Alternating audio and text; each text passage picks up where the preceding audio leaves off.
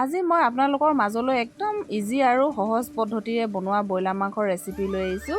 আহকচোন ভিডিঅ'টোৰ যোগেদি চাওঁ মই কেনেকৈ বনালোঁ।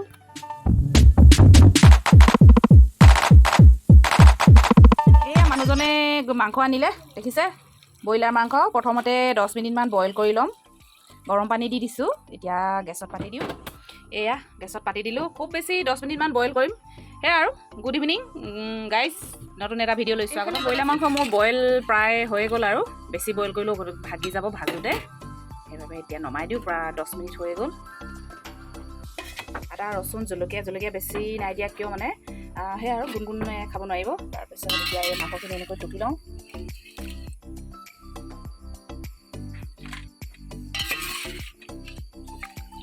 ধোৱা পূৰা ভাপ, পানীৰ ভাপ।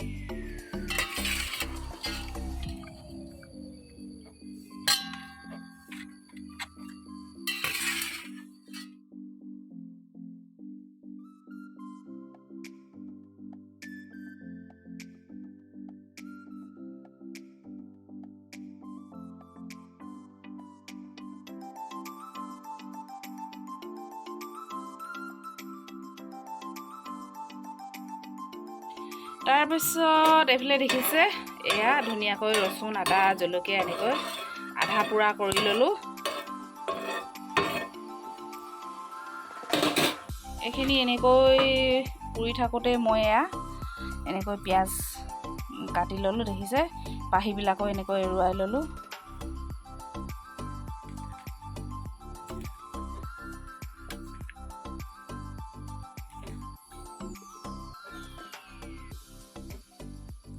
এইখিনি হৈ গ'ল, নমাই লওঁ।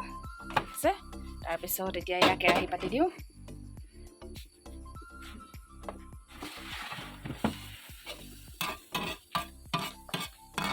এইখিনি এতিয়া এই গ্লাছটোত সোমোৱাই লওঁ। এইটো কিন্তু আমাৰ গ্লাছটো ৰচুন আদা কুটা গ্লাছে দেই।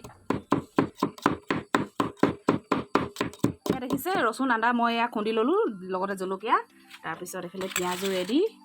দেখিছে কেৰাহী গৰম হৈ আছে। এইখিনি মাংস তেল চেল নাই দিয়া দেই। মিডিয়াম জুইত এনেকৈ অলপ সময় মানে ভাজি থাকিব লাগিব আৰু। দেখিছে হালধি কম পৰিমাণে দিছোঁ। তাৰপিছত সোৱাদ অনুসৰি নিমখ ধুনীয়াকৈ লৰাই ল'লোঁ। দেখিছে এয়া এতিয়া ঢাকন মাৰি দিম। খুব বেছি 4 মিনিটমান এনেকৈ কম জুইত সিজি থাকিব। ইফালে চাওক বাঁহগাজ দেখিছে, বাঁহগাজৰ এয়া আচাৰ। বাঁহগাজ এনেকৈ থৈছিলোঁ। এতিয়া এয়া বাঁহগাজৰ পানী দিম, বাঁহগাজৰ জোল। এয়া মাংসখিনি প্ৰায় 4-5 মিনিট হৈ গ'ল।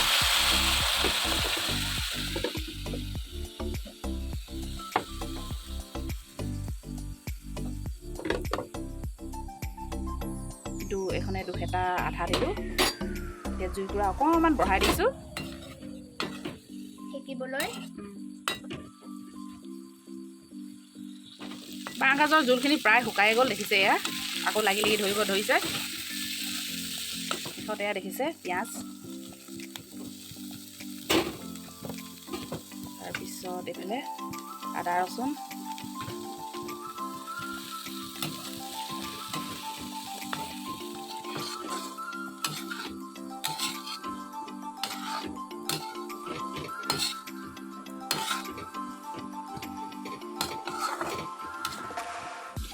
এতিয়া খুব বেছি 2-3 মিনিট কমটি জুইত এনেকৈ ঢাকি থৈ দিম। আকৌ এবাৰ লৰাই দিছোঁ।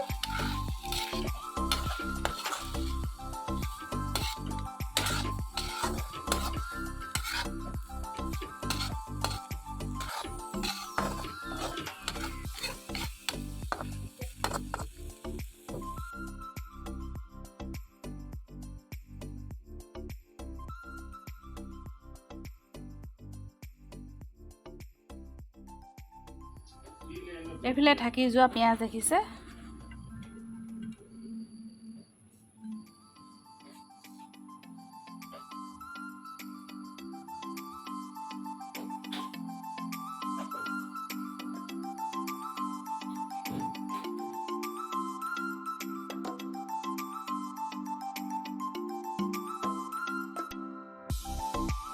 ভিডিঅ'টি চাই যদিহে ভাল পালে তেনেহ'লে লাইক এটা কৰি মোৰ চেনেলটি যেন উপকৃত কৰে।